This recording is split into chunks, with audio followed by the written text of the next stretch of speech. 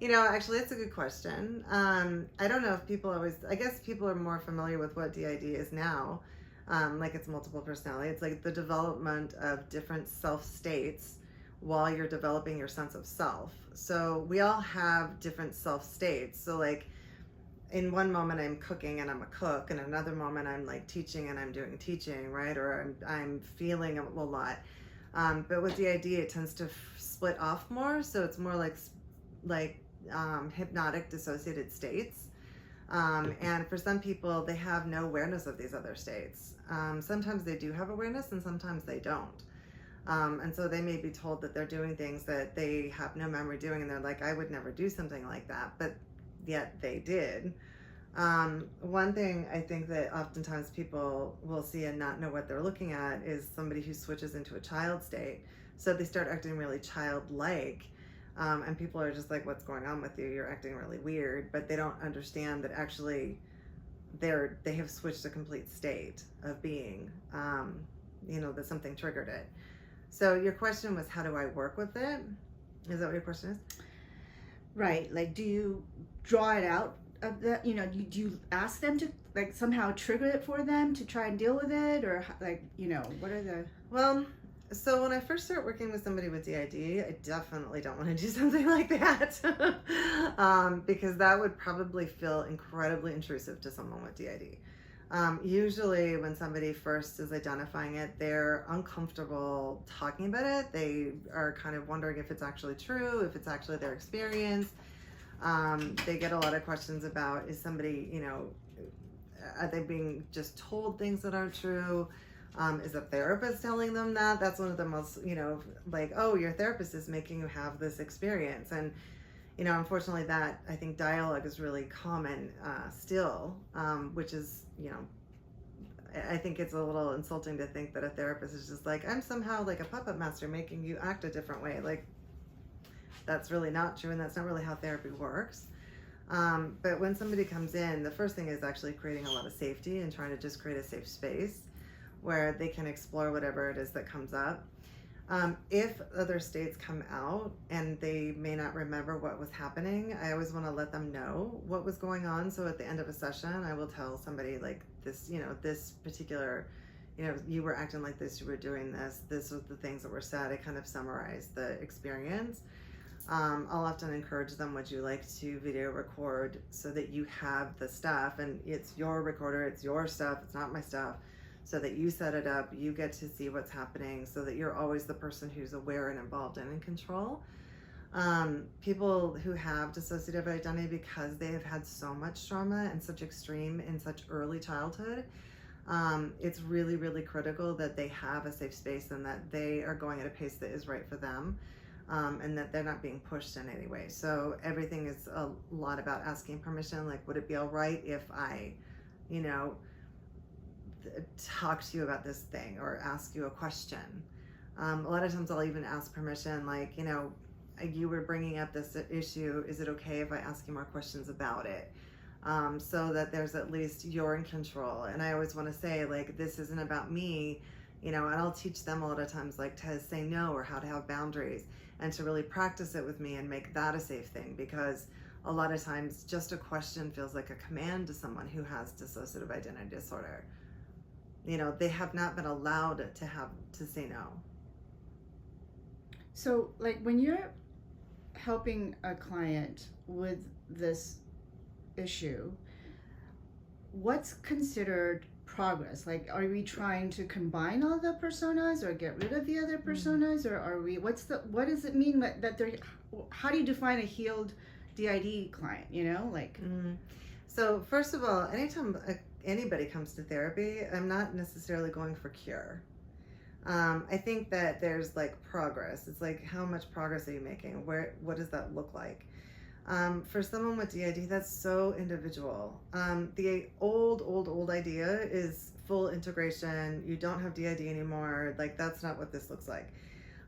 That's not really the goal. That isn't the goal of treatment and therapy. The goal is more building what we call the 3 C's: building co-consciousness, cooperation, and collaboration. So it's like, how do you bring more awareness of one another? How do you increase awareness of states? increase communication, dialogue, interfacing, interacting, and sharing together so that you're working more in the same direction with the same goals. If you have different parts of you trying to do different things, everything goes in circles. Nothing really happens. It's really challenging. And so the actual idea is like, how do we actually make it so that you're more in alignment with yourself, going for the goals that you really want to have? So that process is actually the first stage of therapy, but that's like the longest stage of therapy. That actually takes the most time. If somebody is kind of really operating in that way as a full system and like really solid in that way, I mean, there may be some integration that tends to happen spontaneously and naturally. That there's going to be parts, like let's say there were 50 parts and now there's like, 8, right? That's going to be a really different experience. And somebody's going to experience life very differently if they have less parts. It's a little easier, actually, but they're used to this because they usually have split off parts from a very young age. Do you have any recommendations for family, friends of these clients on how to help them or deal with them, or how they should, any suggestions, or did you hear about what they would ask their family and friends to do for them when they split off or whatever? Any thoughts on that? When they split off, or just like engaging with them? Or engaging with them, or... I think if somebody that has a dissociative identity disorder, the way that I approach it is that it's like they have different self states, they have different experiences of themselves. So when, instead of like arguing it or saying like, we don't believe that you have this is, this is your therapist that created this or whatever, maybe more just like trying to understand what their experience is, and what it is that they need from you. Because usually they're pretty good at asking for what they need or knowing what they need. And if somebody says, I'm somebody different right now, and just honoring that and going with that, and like, what is it that's, what is it that you need right now? What's the most helpful? A lot of times different parts are triggered out by different things. So like, for example, like a sad part might be triggered out, and that may be a child that's triggered out and they just need comfort and support.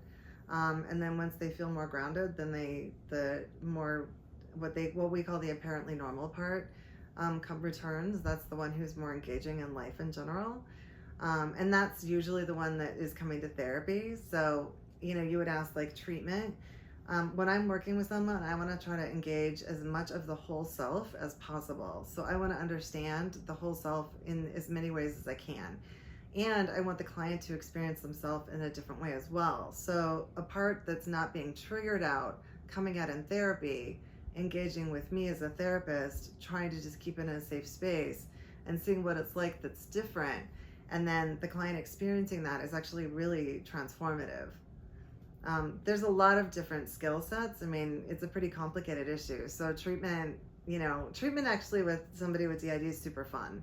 Actually, as a therapist, I really enjoy it. One of the things that makes it fun is you get to be so creative.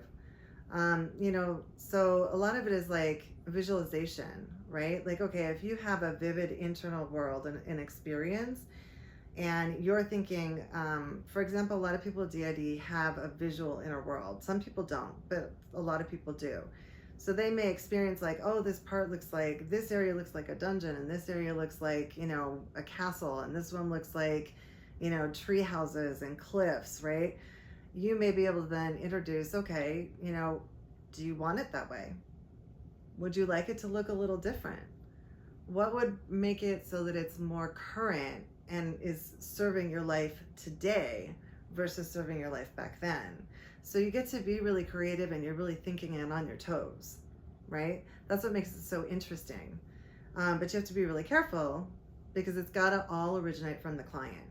It has to be what is right for them, what they think is right in their own experience. So you also have, do you have groups for DID clients? Is it, how does that work? Like, I could just imagine, like, you don't have 7 people, you have 25 people in there. How does that work? I think that's the thing that people think a lot. I do have a group that has people with complex trauma, that has pretty extreme complex trauma. So things that people would equate to childhood torture. along with people who have dissociative identity disorder. Not everybody is a good fit for that group. I'm very careful about who I put into that group. The reason being is that a lot of people, when they first go in with DID, they are nowhere near ready for something like group therapy. Group therapy is very triggering. It stirs a lot of stuff up. You get different people with different parts, and they're triggering each other's parts. So that can be really challenging. So I want to make sure that I've been working with somebody a long time and really know them and know how they operate in their system before they're in a group. And there's never a perfect fit.